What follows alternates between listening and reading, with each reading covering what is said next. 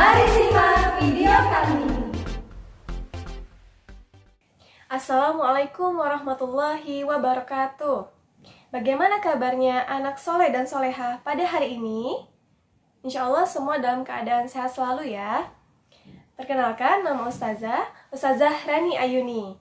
Insya Allah Ustazah akan mengajar tematik di kelas 6.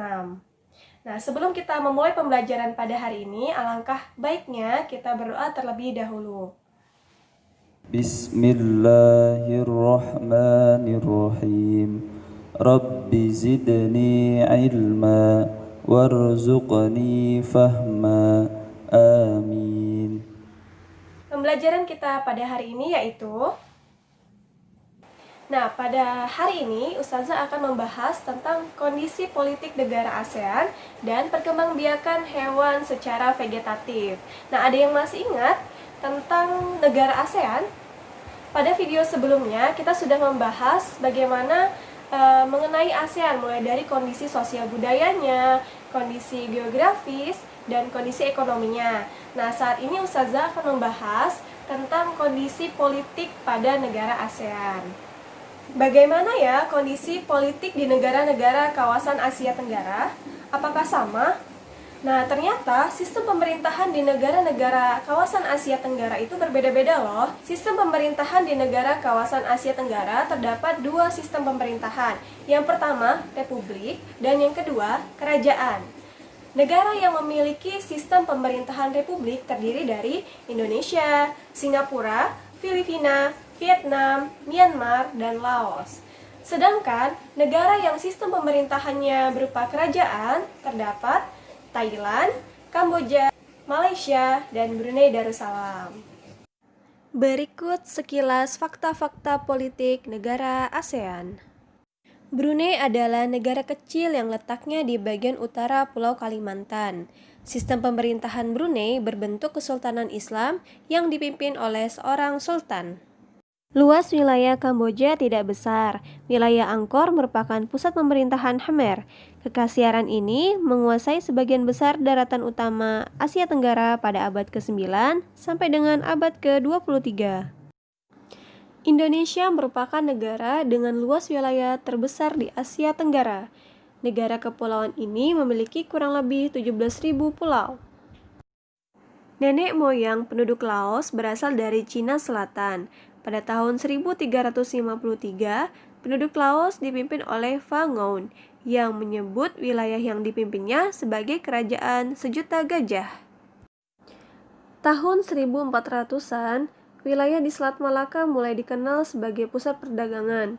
Sejak itu, wilayah tersebut menjadi daerah yang diperebutkan. Myanmar menganut sistem satu partai politik dan meninggalkan sistem demokrasi parlementer.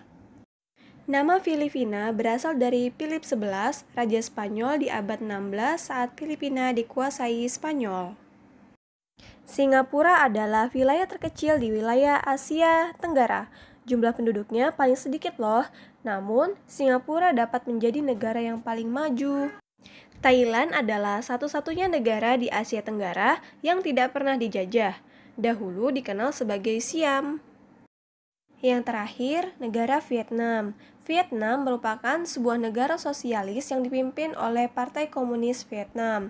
Presiden merupakan kepala negara yang sekaligus menjadi pemimpin militer. Nah, seperti yang kita bahas tadi, negara Indonesia merupakan negara dengan luas wilayah terbesar di Asia Tenggara. Negara Indonesia memiliki 17.000 kepulauan, di mana kaya akan beragam jenis hewan dan tumbuhan. Nah, ada yang masih ingat hewan berkembang biak dengan cara apa? Ada yang masih ingat? Ya, hewan berkembang biak secara generatif dan secara vegetatif. Pada pembahasan sebelumnya, kita sudah membahas tentang perkembangbiakan hewan secara generatif. Kali ini, Ustazah akan membahas tentang perkembangbiakan hewan secara vegetatif. Perkembangbiakan hewan secara vegetatif yaitu perkembangbiakan yang dapat mempunyai keturunan tanpa ada keterlibatan antara sel kelamin jantan dan betina. Perkembangbiakan hewan secara vegetatif terbagi menjadi 3, yaitu membelah diri, tunas, dan fragmentasi. Membelah diri adalah cara berkembang biak pada hewan dengan jalan membagi tubuhnya menjadi dua bagian yang sama atau lebih secara langsung. Cara perkembangbiakan seperti ini dilakukan oleh hewan bersel satu, di mana hanya dapat dilihat dengan menggunakan mikroskop. Contohnya terdapat pada amoeba dan paramecium.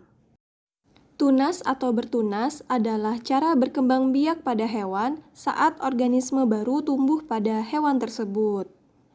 Organisme baru tersebut tumbuh dari hasil atau kuncup pada orang tua.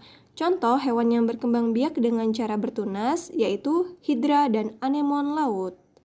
Fragmentasi adalah cara berkembang biak pada hewan dengan cara memotong atau memutuskan bagian tubuhnya untuk membentuk organisme baru yang dilakukan guna mendapatkan keturunan. Contoh hewan yang berkembang biak dengan cara fragmentasi yaitu cacing pipih dan bintang laut. Alhamdulillah, kita telah mempelajari salah satu kebesaran Allah mengenai keunikan cara perkembangbiakan hewan secara vegetatif. Nah, banyak sekali ciptaan Allah yang harus kita rawat dan kita jaga agar tetap asri.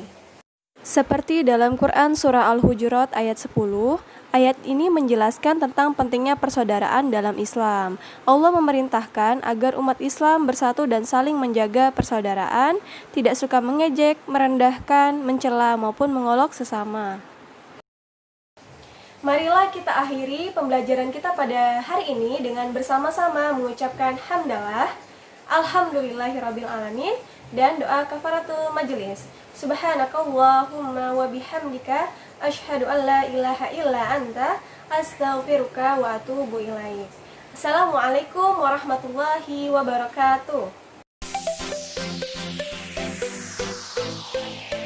Terima kasih sudah menyaksikan video kami. Pastikan tetap di rumah saja. Gunakan masker jika keluar rumah.